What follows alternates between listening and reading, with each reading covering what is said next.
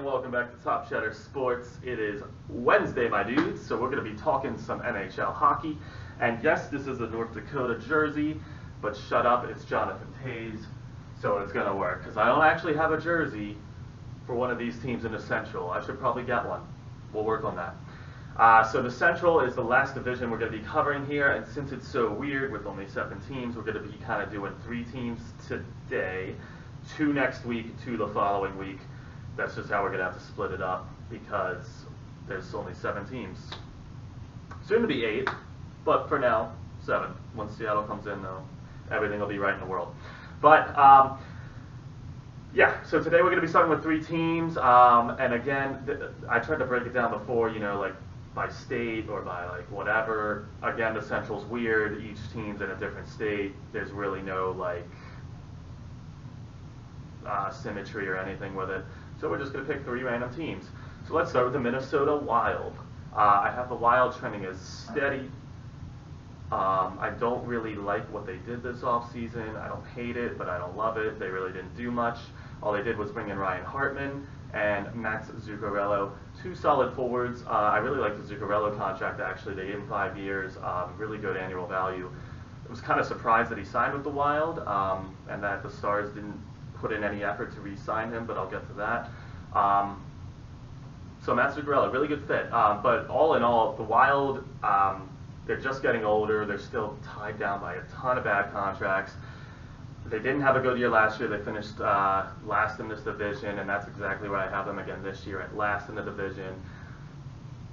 While I'm saying they're going to be last, it doesn't necessarily mean they're a bad team. I think this is a very good division. I don't think they'll be last in the Western Conference. I don't even think they might be bottom 3. But regardless, it's going to be a while before I see the Minnesota Wild back in the playoffs. Again, they're just old. There's bad contracts. They don't have a ton going for them right now, which really sucks because they have such a great fan base, and you just want to see them succeed. But they're in a tough spot right now, so I don't really like what they did. I have them finishing last. That brings us to we'll do the Nashville Predators next. So Nashville, I actually have finishing first in the Central this year. I have them trending as steady, though. Obviously, they traded PK Subban, but I actually really liked that move. Subban's a hell of a defenseman, but the Predators have a ton of depth on defense. They really didn't need him, so they moved his contract and they used that money to bring in Matt Duchene to a 7-year contract, which I think is a lot, but I like it for them. The one thing the Predators really lacked was production from their centers, and so they bring in Matt Duchene, who can play center or wing. We'll see where they play him. But really good offensive player, obviously.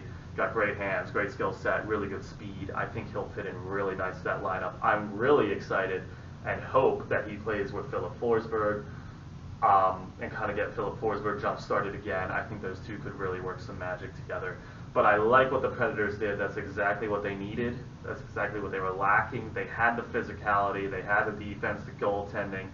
They really lacked some speed and just a really skilled forward. No offense to like Arvidsson or any of those guys. And that's what they got in Duchene. So I really like that. I think they'll finish first in this division. I think this entire division, by the way, I'll just say it now, is going to be pretty tight. Because I feel like a lot of these teams are kind of on the same level here. But I do have the Predators above them all and getting back into the playoffs.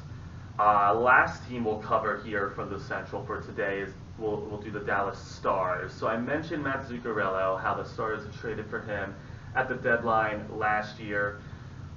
I thought he was a really good fit in Dallas. I thought they would re-sign him. They didn't really seem to make any effort.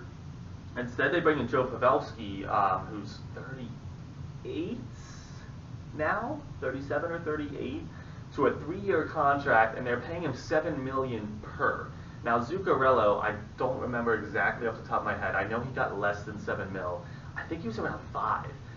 So I'm a little surprised, given how much younger Zuccarello is, and honestly, about the same level of production at this point. I was a little surprised they didn't give Zuccarello the money and even save a little bit of money, rather than signing Joe Pavelski. That said, given all of the moves the Stars did do this offseason, they're clearly in win-now mode, which I like and I agree with. I know what you're thinking. They were just a wild card team last year. Like they had only made the second round. What do you mean win now? Like that's stupid. They're not good enough. I think they are. I really like Ben Bishop. If Ben Bishop can stay healthy for a full season for once, it's like the Andrew Luck of the NHL. Sorry, Spencer, if you're watching this. I know that's too soon. But honestly, like if Ben Bishop can stay healthy, I think he could be a Vezina candidate every year. Immensely talented. They have the offense. They have good young defensemen that can move the puck. I really do like this team. Bringing in Joe Pavelski, bringing in Corey Perry on a one-year prove-it deal, and Andre Sekera to kind of back that defense a little bit. Those are the three moves they made. All old players, all short-term risky moves kind of, but again, they're in win-now mode, and why not when you look at their roster? I really like what the Dallas Stars did. That said, I do have them trending kind of steady. I don't think they got a ton better with these moves, but I don't think they needed to. I think they already have the team in place that can make a run. I do have Dallas back in the playoffs, obviously. I have them finishing third in the Central this year. That 3 seed, so they will face whoever finishes second, which will be revealed later, not this week. Yeah, that'll wrap it up for this week with the Central, I think. We'll do those 3 teams. Next week we'll do 2 more. Some combination of Colorado, Winnipeg, St. Louis, Chicago. I'll figure that out later. It'll be a surprise next week. Again, this division's random. Like, there's really no logical way to preview these teams. So we'll just do it like this. So leave a like, leave a comment, smash that subscribe button. Let me know what you think about what I just said with all these teams. Who do you have winning this division? Who do you have finishing last? I have the Wild and the Predators. Not in that order. Flip that. Sorry. I'm very tired.